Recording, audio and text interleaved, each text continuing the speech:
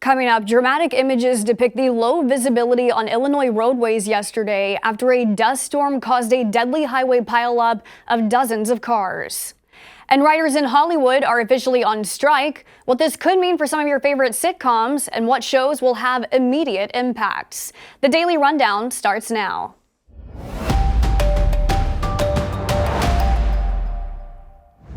This is Straight Arrow News, bringing you unbiased, straight facts. I'm Kara Rucker. We begin with the latest on a dust storm in Illinois that created an 80-car pileup on a major highway. 6 people are dead following the crashes, and dozens more were sent to the hospital. These are images of the dust coating the skies and blocking visibility, creating a major hazard on Monday on Interstate 55 near Springfield, Illinois. According to state police, the rare and thick dust storm is said to have been caused by high winds blowing up dirt from nearby farms. In the midst of the car pileup, multiple 18-wheelers caught fire in the collisions. It was roughly a 2-mile stretch of cars wrecked alongside both directions of the highway that crews tirelessly worked to clear as the air quality improved. This is a difficult scene, something that is very hard to train for, something that we really haven't experienced locally. We're very fortunate to have the quality of responders that we have, both all police, fire, and EMS responders. We have a very professional force. We're learning more about the suspect accused of shooting and killing 5 neighbors in a Texas community. 38-year-old Francisco Oropeza is a Mexican national previously deported by Immigration and Customs Enforcement 4 times, and each time illegally returning to the U.S.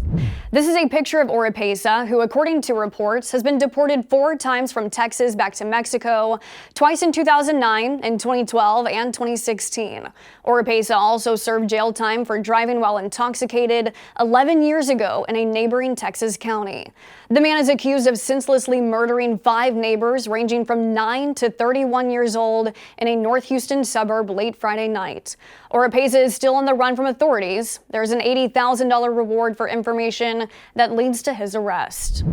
We're not going to discuss any of the facts of the case or anything like that, but we are no longer looking. We believe to have found everything that we were seeking this morning. Our hearts go out to the families and friends, schoolmates. A search for 2 missing teens in Oklahoma is now over after the sheriff's department uncovered 7 bodies on a rural property about an hour south of Tulsa.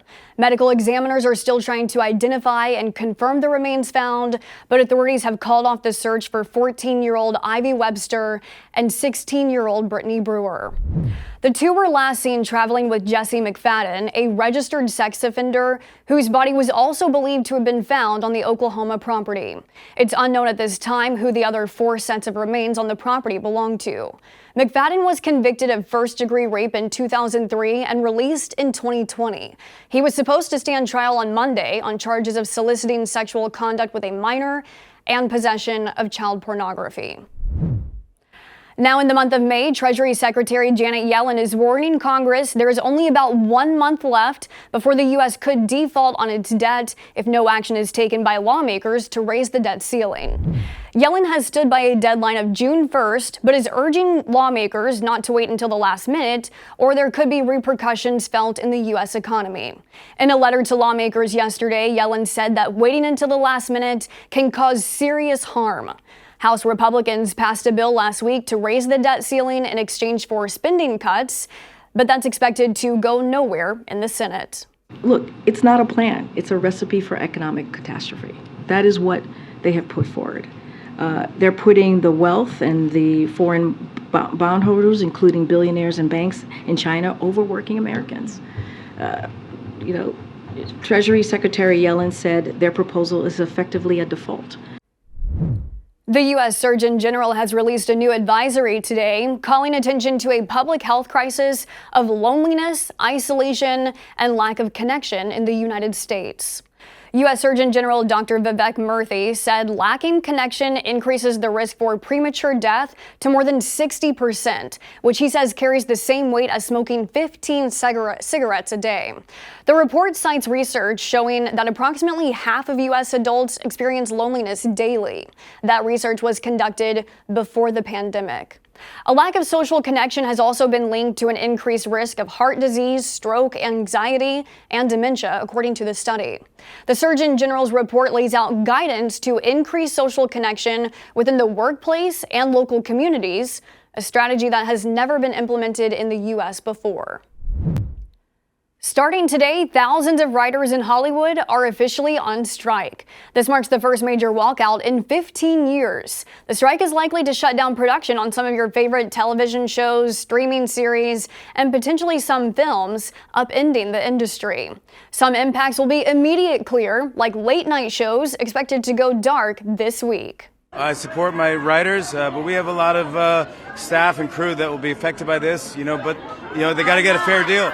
So, I'll do whatever I can to support them, and hopefully there is no strike and they can figure out a deal. I hope not either, man. Yeah, I need my writers. I need them real bad. You need your writers. You need to laugh. Yeah, I got no show without my writers.